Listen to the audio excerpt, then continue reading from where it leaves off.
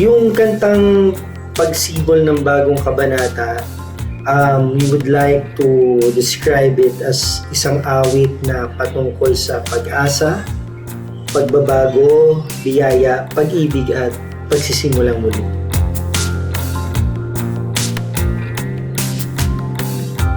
The song was written in 2018, so medyo matagal-tagal na siya. It's a very, very personal song for me. I find it a very special song. Although I'm aware that we are not really like professional musicians or professional songwriters. But it's just one of the songs that I wrote at the time. And may personal touch sa akin yung kantang to. It served as a reflection of, number one, my faith. Number two, the spiritual journey that I was at the time. Originally, itong kantang to was in an acoustic form. At later on na lang namin napag-decide na like my friend, and it was also a part of our church. Sabi na pare, let's try to make this in a full band version. So parang at the time kasi like everything became a routine for me. Work, like trabaho, and then ministry, and stuff. So parang na-focus ako with the activities that I was doing at the time. Parang I'm just going through the motion of doing things. So parang isang araw I realized or I just decided to step back and assess everything from the standpoint of why am I doing what I'm really doing. So yun, I was reminded of the verse sa Psalm 51:12, yung sinabi ni David na restore to me the joy of your salvation and grant me a willing spirit to sustain me. Yung joy of doing things, like joy of doing it because you're trying to please God, not to please myself or to please anyone else. I know it's not a perfect journey for me, but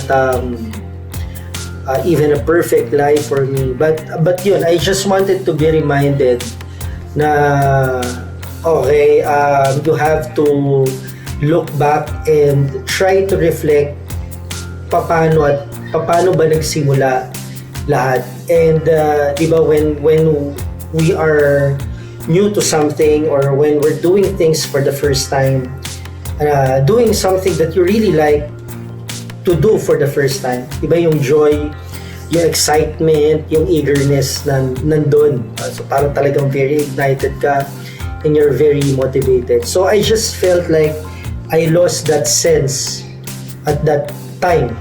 2 years ago, I lost that sense, I lost that drive at that time. Kaya yun, I tried to pen this song, put that perspective in this song. Yung Pagsibol ng Bagong Kabanata, okay, looking back, paano nagsimula yung faith, like paano ba nagsimula ako sa mga bagay na ginagawa ko, and try to rediscover yung motivation that accompanies it the first time that I was exposed to a certain truth or I was exposed to a certain activity. So yun, kaya ako naisulat yung Pagsibol ng Bagong Kabanata.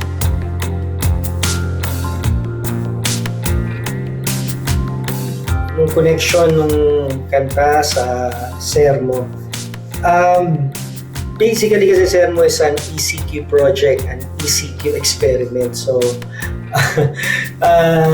we just decided to do something during this enhanced community quarantine, at lalo 2 beses siya na-extend.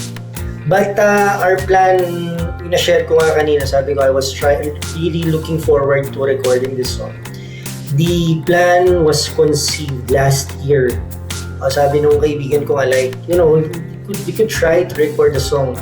Gusto mo kahit ikaw lang or para sa'yo lang yan, papakinggan mo lang. Sabi ko, sige, I'll try to get a basic setup lang. So we tried to do it the first time around last year. Pero the idea kasi of like the arrangement of the song, hindi pa ganun kakumpleto. So, nahinto kami ng several months. Siguro mga 7 to 8 months kami nahinto. And then, eto ang ECQ dumating. Sabi ko sa kanya, bro, like, let's try to continue this project. Turuan mo lang ako how to operate it on a basic, like, yung basic operation of recording a song. Sabi niya, hindi kung ganun gagawin natin. Like, let's try to make it into a full band setup, wag na lang acoustic. So sabi ko, sige, gawin natin. Tapos let's try to experiment on how the song will come out. So ayun, so medyo malayo siya doon sa original kasi nga acoustic feel yung the idea that I have when the song was written. Sabi niya, sige, gawin nating full band. So yun, we decided, sabi ko, gawin na lang nating grupo, but kasi we used to be bandmates. Nag-part din kami ng banda before, alternative band din, and we do our own music. Sabi ko sa kanya, dalawa na lang tayo.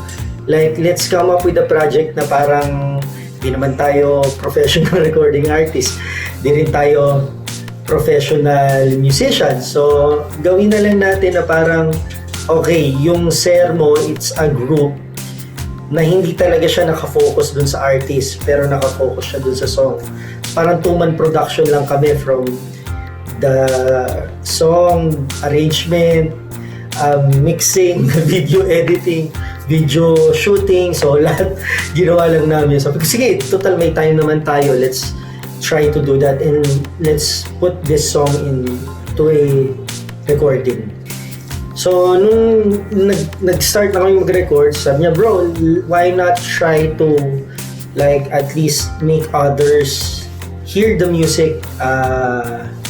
Sige, wala namang mawawala, and it could be a tool then for me to at least share something to the people, not only the song itself, but the message behind the song.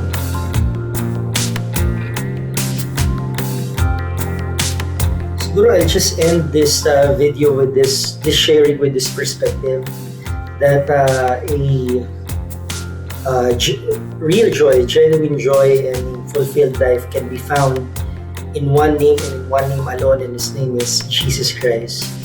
Sabi nga sa Bible, all those the Father gives me will come to me, and whoever comes to me, take note of this, I will never drive away. I think the forgiveness, the grace, the mercy that He extends to those who would come to Him is something that will unleash a new drive, new motivation, or something that will reveal the purpose of why we even exist in this world. And once you're exposed to that truth, or you already have a knowledge of the truth, you really have to hold on to it and never let yourself wander away from that sense of falling in love for the first time. I think that will sustain you, even when the journey of life is not perfect. Diba? We fall at times, we sin at times, but I think that the idea there of like God holding you because of your faith in Jesus is the one thing that can really drive you to get up again. Every time you fall, you just get up again, fall, get up again. So ayun, I think the worst thing that could happen to you is that feeling of hopelessness and helplessness. But Jesus came that he would seek and save the lost. So that's good news for us. And yun siguro, I think that's also the message that I wanted to convey with this song Pagsibol ng Bagong Kabanata. God is a God of new chapters, new beginnings, a God of like forgiveness, a God of just starting over again. And I think if you're really His, like you belong to Him, there's no sin that is so great as to separate you from from His love through His Son, Jesus Christ. So yun, I hope that you'd still take time to share the song, Pagsibol ng Bagong Kabanata, and Lord willing, it would shed hope and just send a positive message to those who will hear it. Maraming salamat po ulit. Ako nga po pala si Ellie ng Sermo.